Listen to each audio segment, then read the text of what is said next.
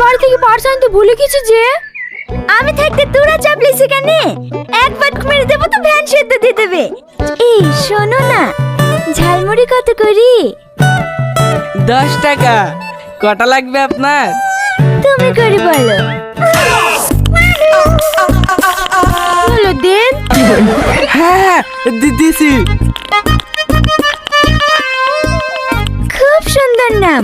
তোমার কোনো গার্লফ্রেন্ড আছে? গার্লফ্রেন্ড কি? ও মা, গার্লফ্রেন্ড মানে জানো না? চুপ কর। আমার মতন সুন্দরী মেয়ে পেলে প্রেম করবে না? তোমার মতো জানিনি। লাও। কত টাকা দেবো? না না, টাকা লাগবে না। তোমাকে একটা কথা জিজ্ঞেস করবো? হ্যাঁ করো। তুমি কি আমাকে সত্যি সত্যি ভালোবাসবা? হ্যাঁ, আমি মিথ্যে মিথ্যে বলছি নাকি? তুমি আমাকে ভালোবাসবে কিনা জানাবা হবে। হবে। বাই।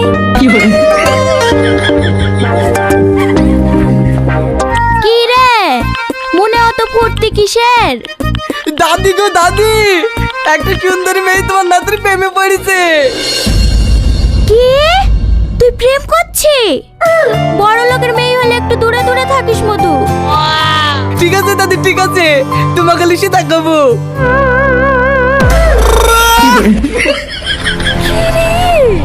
খোঁজ নিতে নিতে বাড়ি পর্যন্ত চলে এসে।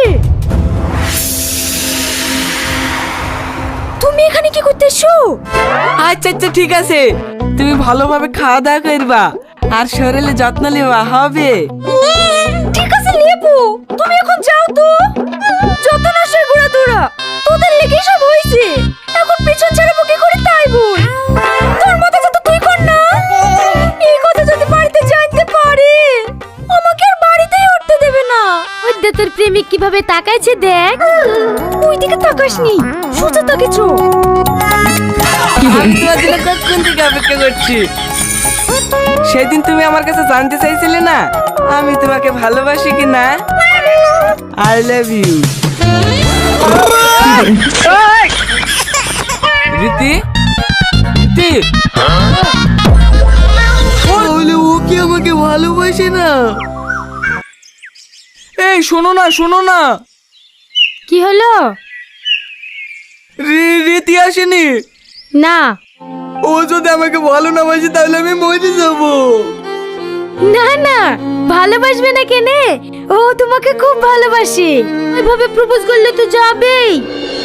তাহলে কিভাবে প্রপোজ করতে হবে? গায়ে ব্লেজার পরি, চোখে চশমা দি, হাতে ফুল দিয়ে হীরার মতো প্রপোজ করতে হবে। ব্লাউজ পরে প্রপোজ করতে হবে? হ্যাঁ। ব্লাউজ? হ্যাঁ ঠিক আছে। ক টাকা দেবো? 120 টাকা। I love you. বাচ্চা, তোর মান সম্মান নাই বলে আমার মান সম্মান নাই। চোখের মতো পোশাক পরে আমাকে প্রপোজ করতে এসে। আরে ছোট লোকের বাচ্চা, সেদিন একটু তোর সাথে মজা করে লেগে ভালোবাসার অভিনয় করেছিস নু। আমি সত্যি আমার অকারটা বলে গেছিলাম, পারলে আমাকে ক্ষমা করে দিও। তোমার অভিনয়টা এতটাই নিখুঁত ছিল, আমার একবারের জন্য মনে হয়নি জানো, একবারও ভাববো না। এই নাও, এই বুদ্ধিটা দেওয়ার জন্য তোমাকে অনেক অনেক ধন্যবাদ। আমাদের মতন গরিব থেকে কেউ ভালোবাসে না, সবাই ছোট করে। আজ আর আমার বলতে কোনো বাধা নাই। তুই গরিব মানুষের ছেলে না, তুই ভারতবর্ষের সবচেয়ে বড় বিজনেসম্যান রিয়াজ চৌধুরীর একমাত্র সন্তান।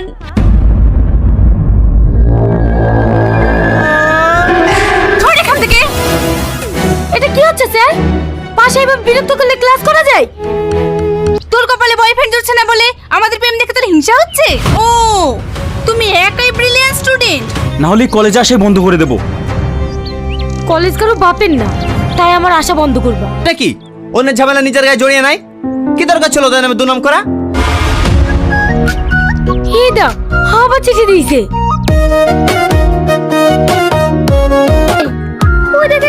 চাইছে, ওই ছেলেটা দিল না তো?